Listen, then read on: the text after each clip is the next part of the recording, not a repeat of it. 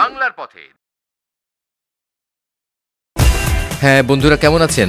হ্যাঁ, শুরু করছি আজকের বাংলা লিংক বাংলার পথের আরেকটি ব্র্যান্ড নিউ এপিসোড। আপনারা জানেন আমরা আছি ঝিনাইদহ জেলায়। আজ প্রথমেই আপনাদের নিয়ে এসেছি ঝিনাইদহ শহরের অন্যতম শিক্ষা প্রতিষ্ঠান কেসি কলেজে। কলেজ দেখতে দেখতে জেনে নিন, ঝিনাইদহে রয়েছে 45টি কলেজ, 247টি স্কুল এবং 84টি মাদ্রাসা। এছাড়াও আছে একটি ক্যাডেট কলেজ ও একটি আইন কলেজ। এই জেলায় শিক্ষার হার 50%-এর অধিক। প্রখ্যাত মোটরগাড়ি ব্যবসায়ী বাবু কেশবচন্দ্র পাল 1960 সালে দোতলা বাড়িসহ 0.59 শতক জমি দান করেন এবং সেখানেই গড়ে উঠেছে এই কেশবচন্দ্র কলেজ, মানে কেসি কলেজ।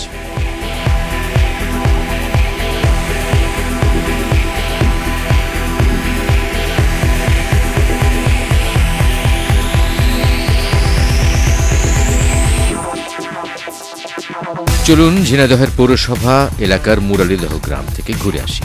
আমরা শুনেছি সেখানে একজন জমিদারের বাড়ি আছে, যিনি কিনা নদীর মধ্যে বাঁধ দিয়ে স্ত্রীর জন্য তৈরি করেন এক অনন্য সুন্দর অট্টালিকা। সেলিম চৌধুরীর বাড়ি কোন দিকে? আপনারা জানেন তাজমহল তৈরি করা হয়েছিল যমুনা নদীতে বাঁধ দিয়ে। দুবাইয়ের 7 স্টার হোটেল বুর্জে আরব তৈরি করা হয়েছে সাগরে বাঁধ দিয়ে। আর জমিদার সেলিম চৌধুরী বাড়ি তৈরি করেছেন ঝিনাইদহের নবগঙ্গা নদীতে বাঁধ দিয়ে। ব্যাপারটা ইন্টারেস্টিং।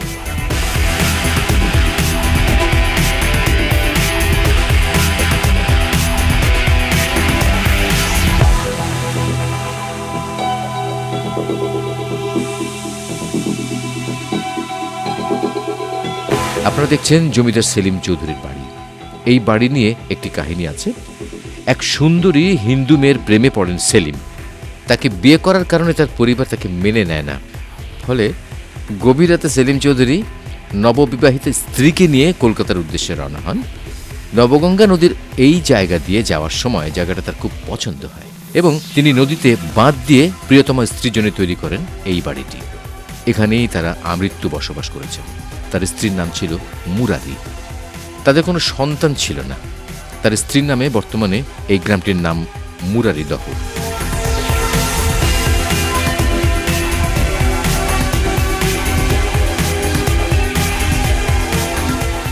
অপরূপ কারুকার্য খচিত এই বাড়িটি তৎকালীন নির্মাণশৈলীর একটি উৎকৃষ্ট নিদর্শন, যার কিছুটা আপনারা দেখছেন। সম্পূর্ণটা দেখতে আপনাদের আসতে হবে এখানে। এই যে প্লাস্টারগুলো দেখছেন, এই প্লাস্টারগুলো আজব চীনামাটি টাইপের প্লাস্টার। আমি আগে কখনো এই ধরনের প্লাস্টার দেখিনি। অনেকটা মূর্তি যে ধরনের শ্বেত পাথর দিয়ে তৈরি করা হয় সেই ধরনের পুরো দেওয়ালটাই ওই ধরনের দারুণ ফিনিশিংয়ের একটা দেওয়াল। আর এখানে আরেকটা জিনিস আছে, সুরমা আছে। আপনারা জানেন সুরমা চোখে লাগায়, সেই সুরমা নাকি এখানে পাওয়া যাবে। আসেন আমি আপনাদের। এই যে কার্নিশগুলো দেখছেন, এই কার্নিশগুলোর ভিতরে এই যে কালো যে জায়গাগুলো দেখছেন, এগুলো সব সুরমা দিয়ে তৈরি করা।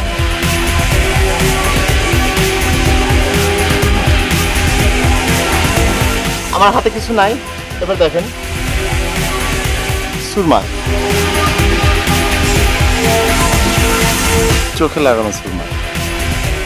1822 সালে ৭৫,০০০ টাকা ব্যয়ে 7 বছর ধরে নির্মিত অনিন্দ সুন্দর এই বাড়িটি বর্তমানে ধ্বংসের পথে।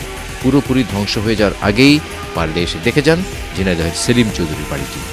এটা ঠিকঠাক করার জন্য কোনো উদ্যোগ নেওয়া হয়নি? হ্যাঁ, এটা নেওয়া হয়েছে। তো ঠিকঠাক করেননি কেন? ঠিকঠাক যে আমার মেজো ভাই আছে, মেজো ভাই বললো যে ডিসির পারমিশনটা নিয়ে আমরা ঠিকঠাক করবো। এই জন্য আমরা মেজো ভাইয়ের অপেক্ষায় বেশি আছি। পারমিশন পাননি? না, পারমিশন দিচ্ছে না। না। Ain't no sunshine when she's gone. It's not warm when she's away. এই দৃশ্যটা বাংলার চিরাচরিত দৃশ্য। এই যে মাছ ধরা দেখছেন, এখানে কিন্তু কোনো জেলেরা মাছ ধরছে না। গ্রামের মানুষ স্বতঃস্ফূর্তভাবে মাছ ধরছে। বন্যার পানি নেমে গেছে, এই পানি কমে গেছে, আর এরা ধরছে মাছ।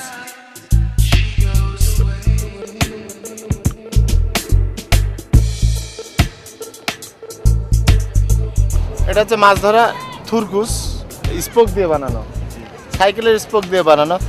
এটা হচ্ছে জুত। Ain't no sunshine. এই আনন্দে যারা অংশগ্রহণ করেননি তারা ভাবতেও পারবেন না এখানে কি ধরনের আনন্দ হচ্ছে। নারী পুরুষ ছেলে বুড়ো সবাই মিলে মাছ ধরা, আহা কি আনন্দ। শহরে আমরা পানিতে আনন্দ করতে ওয়াটার পার্কে যাই, কিন্তু দেখুন এখানে ওরা আনন্দ করছে ফ্রি ফ্রি, সাথে বোনাস হিসেবে পাচ্ছে মাছ।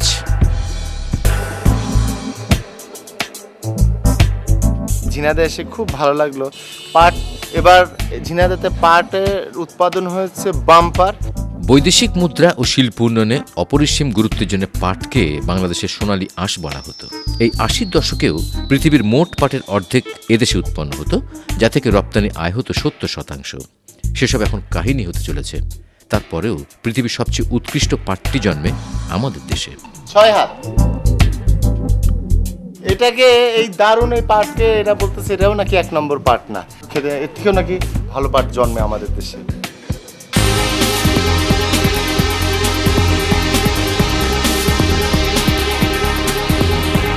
বন্ধুরা, এই যে সেতুটা দেখছেন, এটা বিষয়খালী সেতু।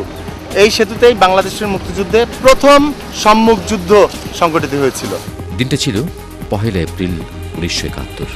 যশোর ক্যান্টনমেন্ট থেকে বর্বর পাকিস্তানি সেনাদল ঝিনাইদহ দখলের উদ্দেশ্যে এগিয়ে আসতে থাকলে মুক্তিযোদ্ধারা বেগবতী নদীর এখানেই গতিরোধ করে যুদ্ধ বেঁধে যায়। ৩ ঘন্টা তুমুল যুদ্ধে হেরে গিয়ে ১৬ এপ্রিল আবারও বর্বর পাকিস্তানি সেনারা ঝিনাইদহ দখলের চেষ্টা চালালে মুক্তিযোদ্ধারা রুখে দাঁড়ায়। সেদিনের যুদ্ধে শহীদ হন অকুতভয় মুক্তিযোদ্ধা গোলাম মোস্তফা, সদরউদ্দিন, দুঃখী মাহমুদ, আব্দুল কুদ্দুস, খলিলুর রহমান, কাজী নাজির উদ্দিন, শামশের আলী। যুদ্ধ ছড়িয়ে পড়ে সারা ঝিনাইদহে। ভাই, বট গাছটা কোন দিকে? বট গাছ সামনে, ওইটা না, এই যে এটা। বাংলা লিংক বাংলার পথের বন্ধুরা, আমরা এসে গেছি ঝিনাইদহের কালীগঞ্জ উপজেলা থেকে ১০ কিলোমিটার পূর্বে মালিয়াট ইউনিয়নের বেথুলি গ্রামে। এখানে আছে এশিয়ার বৃহত্তম প্রাচীন বটগাছ। এই বুড়ো বটগাছটি ২০০ বছরেরও বেশি পুরনো। এলাকার লোকেরা এটিকে সুইতলা মল্লিকপুরের বটগাছ নামে ডাকে। এই জায়গাটির মালিক ছিলেন রায়গ্রামের জোদ্দার নগেন সেনের স্ত্রী শৈলবালা। তখন এই বটগাছের নিচে কালী পুজোর আসনে তিথি অনুযায়ী পাঁঠা বলি হতো, আর এখন এটি পর্যটনের একটি দারুণ স্পট। দেখুন,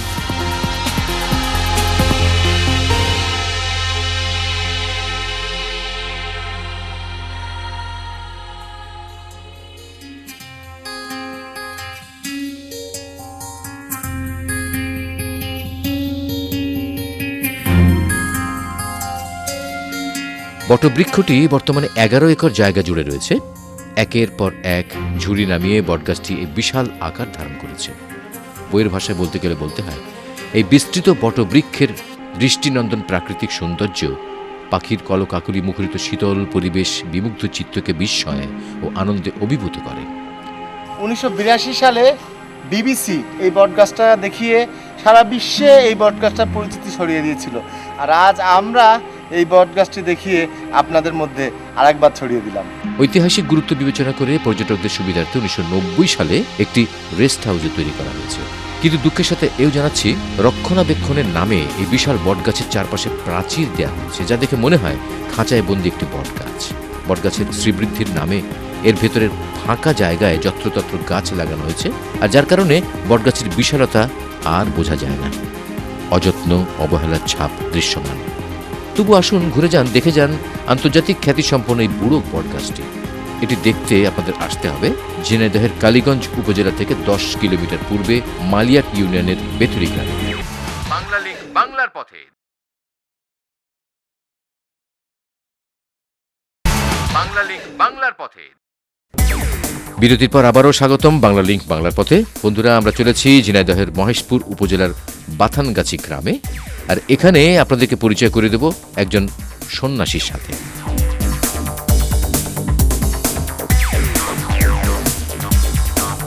এই যে মাছ বিক্রি করছেন, উনি আসলে একজন সন্ন্যাসী। চড়ক জিনিসটা কি? সত্য পূজা। আপনি কি করেন? আপনি সন্ন্যাসী? ওই পূজায় কি হয়? পুণ্যের কাজ হয়, মানে ওখানে একটা স্পেশাল একটা ব্যাপার স্যাপার হয়। চড়ক জিনিসটা কি? সড়ক জিনিসটা আপনার এই মানে যেটা গাছের দিয়ে সড়ক সড়ক সড়ক পাক হয় আর কি। একটা গাছ থাকে ওখানে, হ্যাঁ, হ্যাঁ, গাছ তার থাকে। সঙ্গে কি করা হয়? মানে বড়শি দিয়ে আপনার বান দিয়ে পাক দেওয়া হয়। মানুষকে বাঁধে হ্যাঁ, বর্ষি দিয়ে? বড়শি। কোথায় বাঁধে? পিঠে। পিঠের মধ্যে কয়টা বর্ষি লাগায়? দুটো বর্ষিতে ঝুলায় ফেলে। আর গাছটা তো এরকম সোজা থাকে। হ্যাঁ, গাছ শুধাই। তো গাছটা যদি সোজা থাকে তাহলে আপনারা কিভাবে করেন? এইভাবে কি ঝুলে ঝুলে করেন? হ্যাঁ, ঝুলে মানে নিচতে পাক দেয়। আপনি একটু পিঠটা দেখাবেন আমাদের? হ্যাঁ। দেখান না। এই এই এই এই দাগগুলা, এই দাগগুলোর মধ্যে ওই বর্ষি লাগানো হয়, এইভাবে ঢুকায় দেয় বর্ষি। শুনলেন চড়ক পূজা সম্পর্কে অনেক কিছু, তবে দেখাতে পারলাম না। ভাবছি আগামী চৈত্র মাসে আপনাদেরকে দেখাবো। হ্যাঁ, আমরা চলেছি নলডাঙ্গা রাজবাড়ি দেখতে। তো যেতে যেতে লিখে নিন আমাদেরকে যোগাযোগের ঠিকানা। পরিচালক বাংলা লিংক বাংলার পথে, 25 দিলু road, new Eskaton, Dhaka 1000 Bangladesh. SMS করুন 01911624736। আমি আবার বলছি 01911624736 এই নম্বরে। নলডাঙ্গা কোন জায়গায়? যাবো কোন দিক থেকে? এটা দিয়ে? হ্যাঁ, এটাতে যাওয়া যাবে। আচ্ছা, ঠিক আছে। ঝিনাইদহ সদর উপজেলার দক্ষিণে বেগবতী নদীর তীরে নলডাঙ্গা ও পাশের গুঞ্জনগর গ্রাম দুটিতে ছিল বিখ্যাত নলডাঙ্গা রাজত্ব। আমরা চলেছি সেই রাজার বাড়ি দেখতে। সভ্যতা টিকে থাকে এমন কোনো কিছুর মধ্যে এই পুকুর বা দিঘিই পড়ে এখন, যা মনে হচ্ছে। নলডাঙ্গা রাজবাড়ির একটা ইটও এখন নেই, কিন্তু রয়ে গেছে তার এই পুকুরটা। দেখেন রাজবাড়ির পুকুরই দেখেন। নলডাঙ্গা রাজবংশের প্রতিষ্ঠাতা ছিলেন বিষ্ণুদাস হাজরা। এখানে একসময় জোড়বাংলা মহল, রংমহল, কালিকাদহ, দ্বাদশ মন্দির সহ রাজবাড়ির অনেক স্থাপনা ও শান শৌকত ছিল, যা এখন সময়ের গর্ভে হারিয়ে গেছে। রাজা নেই, রাজার আদরও নেই। দেখুন,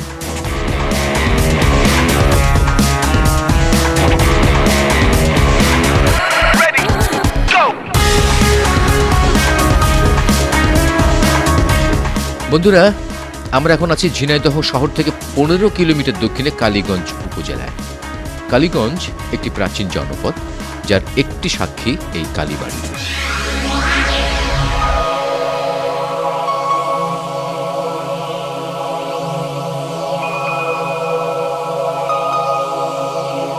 অনেক অনেক দিন আগে এই চিত্রা নদীতে উড়িষ্যা থেকে বিভিন্ন জায়গা থেকে 1000 মণি 500 মণি নৌকা আসতো, মহাজনী নৌকা, এবং তারা এই ঘাটে দাঁড়াতো। এবং উড়িষ্যা থেকে কিছু উড়িয়া তখন এখানে আসতো। তো তারা এখানে বসে গান বাজনা করতো, এবং একসময় তারা চিন্তা করলো যে এখানে একটা মন্দির তৈরি করলে কেমন হয়। তারা তৈরি করলেন এই মন্দিরটি, এই কালী মন্দিরটি। সেই থেকে এই এলাকার নাম হয়ে গেল কালীগঞ্জ।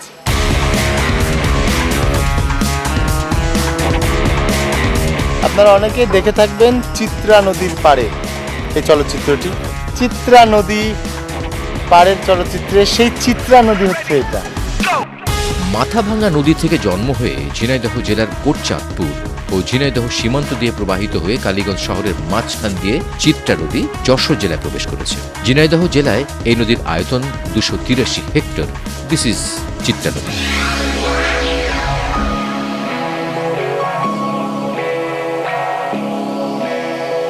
দিল্লির সম্রাট শেরশাহ সূরি 16 শতকে সোনাগাঁও থেকে সিন্ধু অববাহিকা পর্যন্ত 1500 ক্রোশ দীর্ঘ গ্র্যান্ড ট্র্যাঙ্ক রোড তৈরি করেন। আপনারা দেখতেছেন গ্র্যান্ড ট্র্যাঙ্ক রোড। রাস্তাটি সোনাগাঁও থেকে বিক্রমপুর, নবাবগঞ্জ, মানিকগঞ্জ দিয়ে ফরিদপুর, ঝিনাইদহ, যশোর, জয়পুর, বারাসা, দমদম, আলিপুর হয়ে উড়িষ্যা চলে গেছে, যার কিছুটা এখনো আছে এবং আপনারা দেখছেন। শেষ শাশুড়ের গ্র্যান্ড ট্র্যাঙ্ক রোড আর সে আমলের গাছ কত বছর হবে? 400-500 বছর হবে। আর দাঁড়ান জিজ্ঞেস করি।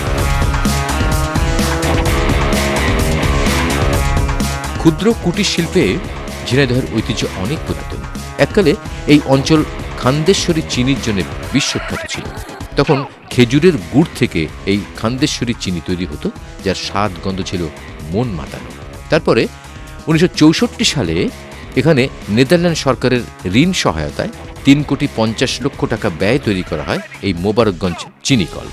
এটিকে ঝিনাইদহের একমাত্র বৃহৎ শিল্প প্রতিষ্ঠান হিসেবে গণ্য করতে পারেন। দেখছেন ঝিনাইদহের মোবারকগঞ্জ চিনিকল।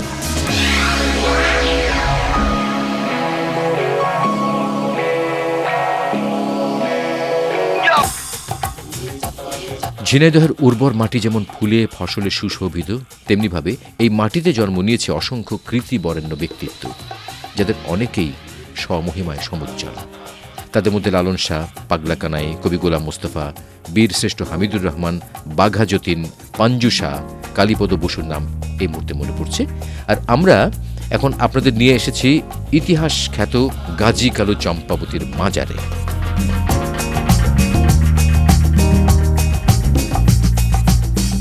গাজী কালু চম্পাবতীর মাজারটি ঝিনাইদহের কালীগঞ্জের 12 বাজারে অবস্থিত। এদের পরিচয় নিয়ে আছে নানান কিংবদন্তি। জনশ্রুতি আছে বৈরাটনগরের শাসক দরবেশ শাহ সিকান্দারের পুত্র গাজী আর পোষ্যপুত্র কালু। গাজীর সাথে সাফাইনগরের মুকুট রাজার মেয়ে চম্পাবতীর দেখা হয়। ধর্মের ভেদাভেদ ভুলে গিয়ে তারা প্রেমের সম্পর্কে জড়িয়ে পড়েন। কিন্তু বাদশাহ দেন মুকুট রাজা এবং সেনাপতি দক্ষিণা রায়কে আদেশ দেন গাজী কালুকে শায়েস্তা করতে। কিন্তু সেনাপতি পরাজিত হয়ে ইসলাম ধর্ম গ্রহণ করে গাজীর অনুসারী হয়ে যায়। এরপরে গাজী তার অনুসারীদের নিয়ে বহু যুদ্ধ করে রাজা মুকুট রায়ের কাছ থেকে চম্পাবতীকে উদ্ধার করে নিয়ে আসেন। এদিকে গাজীর পিতা শাহ সিকান্দার এই বিয়ে মেনে নিলেন না। বাধ্য হয়ে গাজীর দরবেশ বেশে চম্পাবতী, কালু ও দক্ষিণা রায়কে সাথে নিয়ে বাদাবনে মানে সুন্দরবনে চলে যান এবং ধর্ম প্রচার শুরু করেন। গাজী কালুর মাজারে হিন্দু মুসলিম নির্বিশেষে সব সম্প্রদায়ের মানুষ মানত করে। আচ্ছা, এই পানি খেলে কি হয়? এই এসে সবাই খায় গাজী পানি, সবাই খায় এটা। পড়া পানি বলে? জি, পড়া পানি বলে। আচ্ছা, দেন ওনাকে দেন। খাও বাবু, খাও।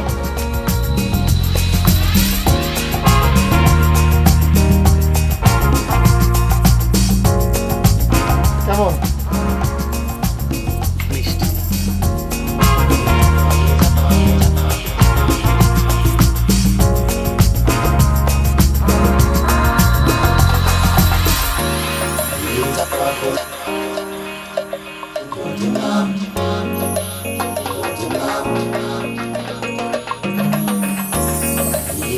এই মাজারের সাথেই রয়েছে শ্রীরাম রাজার বেড় দিঘি। এই বেড় দিঘির মাঝখানে ছিল মুকুট রাজার বাড়ি। গাজী কালু চম্পাবতীর পুঁথি, আসল পুঁথি। এখন পুঁথি পাঠ হবে, আপনারা একটু শোনেন। আরে চম্পার বসনে গাজী কাপে থরে থরে, কাপিয়া কাপিয়া কহে হইয়া কাতর, জীবনের আশা নাহি জানি মনে মনে, না করি ভাবনা কিছু তাহার কারণে, দক্ষিণা রায়ের আমি নাহি রাখি ভয়, কি কহিব প্রাণ প্রিয়া বিদরে হৃদয়ে। এইখানে বলতেছে যে আমি যে দক্ষিণা রায়ের হাতে মরে যাবো, এতে আমার কোনো দুঃখ নেই। তবে দুঃখ আমার এইটাই যে আমি তোমাকে হারাবো, যেহেতু তোমার প্রতি আমার এমন একটা ভালোবাসা আন্তরিকতা জড়াই গেছে যে আমি কি তোমাকে ভুলে আমি শান্তি পাবো না। বাংলা লিঙ্ক বাংলার পথের বন্ধুরা, কেমন লাগছে আমাদের অনুষ্ঠান আমাদেরকে জানাবেন। আমরা এই এপিসোডের প্রায় শেষে চলে এসেছি। আর মনে আছে তো এই পর্বে আমরা কি কি দেখেছি? বাংলা লিঙ্ক বাংলার পথের আগামী পর্ব থাকবে ঝিনাইদহের দারুণ দারুণ লোকেশন। দেখতে থাকুন আর আমাদেরকে বিদায় দিন। ঝিনাইদহ এসে আপনাদেরকে এমন একজনের সঙ্গে পরিচয় করে দেব, যিনি একজন কবি, চারণ কবি। তার নাম, তার পদবি, সে কী করে না করে, তার জীবন আচরণ এবং বাংলাদেশের বিভিন্ন ব্যাপারে তার নিজস্ব কিছু কথা বা তার চিন্তা চেতনা তিনি কবিতার মাধ্যমে বলেন। তার অনেক কবিতা আছে। নাও আই এম প্রেজেন্টিং চারণ কবি মিস্টার ঝুমা। আমি একজন পথচারী কবি, সত্য কথায় কবি, শিক্ষা দীক্ষায় জিরো, তাই কৌতুকে হতে যাচ্ছি হিরো। আমার নেই গুরু, জনগণ দিয়ে কৌতুক করি শুরু, হালকা কয়টা দাড়ি, আরবপুর ঝিনাইদহ বাড়ি, ডাল ভাত রান্না করেই পেট পুড়িয়ে ঝাড়ি। নাম হচ্ছে ঝুমা, ব্যবসায় আমি কুমা, আগে ব্যস্তাম জুইতো, গাড়িতে মেরে দিয়েছে গুইতো, হয়ে গেছে খুইতো। যে করেছে অন্যায় ভেসে গেছে 2000 সালের বন্যায়, যে করেছে দল পার্টি সেই জড়েছে খেজুরের পার্টির। রাজনীতি মানেই মারামারি, ভালো কাজে ভাত, খারাপ কাজে ঠাপ, এটা কিছু খাবে না খেয়ে থাকবে না। যারা হচ্ছে সিটার তারা এই দেশের বড় বড় লিডার, যারা দিতে পারছে ঝাড়ি তার হচ্ছে 4-5 তলা বাড়ি, যারা করছে ক্লিক তারা পাচ্ছে 10 কেজি রিলিফে স্লিপ, লিডারে লিডারে মিল, সাধারণ পাবলিক জেনে শুনে খাচ্ছে কিল। রাজনীতিতে আসলে এই ঢিল, এদেশের লোক করে শুধু চালাকি, বুঝবি তোরা এ জ্বালাকি। এ দেশের লোক খায় ঘুষ আর ঘুষি, তাই খেয়ে জনগণ হয় খুশি। আকাশের যত তারা, পুলিশের ভাইদের তত ধারা, থানার কোর্ট এরা নেয় শুধু নোট, জমি জমা এমনই জম। ভাই ভাইতে নিতে চায় না আঘাত কম, ভাই ভাইতে করে মারামারি, থানা কোর্ট বলে টাকা নিয়ে আয় তাড়াতাড়ি। আগরে পিছাও, আগরে পিছাও। বাচ্চা ভূমিষ্ঠ হওয়ার পর আমরা বাচ্চাদের খাওয়াচ্ছি কেন? ওই ছেলে বড় হলে বাপ মার কথা শুনবে কেন? আমরা বাচ্চাদের হাতে তুলে দিচ্ছি ফিডার। ওই ছেলে বড় হলে হয় হবে চিটার, নাই হবে লিডার, নাই হবে কেডার। খাওয়াতে হবে মায়ের বুকে শাল দুধ। ওই ছেলে শরীরে আসবে জুত, খাবে না ঘুষ আর সুদ, খাবে না হারাম, জীবনে পাবে আরাম, হবে না বেশি ব্যারাম, খাবে না হিরো আর জিরো, যাবে না রাইশো বেডে, কারণ মায়ের শাল দুধ আছে ওর পেটে। র্যাপ মাইক্রো দেশে খ্যাপ, র্যাপি রাইট, সন্ত্রাসীদের সাথে করতেছে ফাইট, সন্ত্রাসী হচ্ছে টাইট, তাই সৈনিক র্যাপি রাইট। ফখরুদ্দিন সরকার, এই দেশটা ফকফকা করে দেওয়ার দরকার। ক্রিমিনালগুলো ফকফকা মরবে, বলিষ্ঠ কণ্ঠস্বররা সরবে, আলটা মানব আইরিয়ে বেছে মামলা করবে, আইরিও মরবে, আইরিয়ার পোকাও মরবে। হে দেশবাসী, খাসি 180, আবার বলে ঝাঁকা নাকা দেহ দোলে না। গরিবের দেহ কি পাতাকপি খেয়ে দোলে না। এ দেশে নেই শাসন, সে দেশে আমি ঝুমা, আর কি দেবো ভাষণ। আগরে পিছো, আগরে পিছো।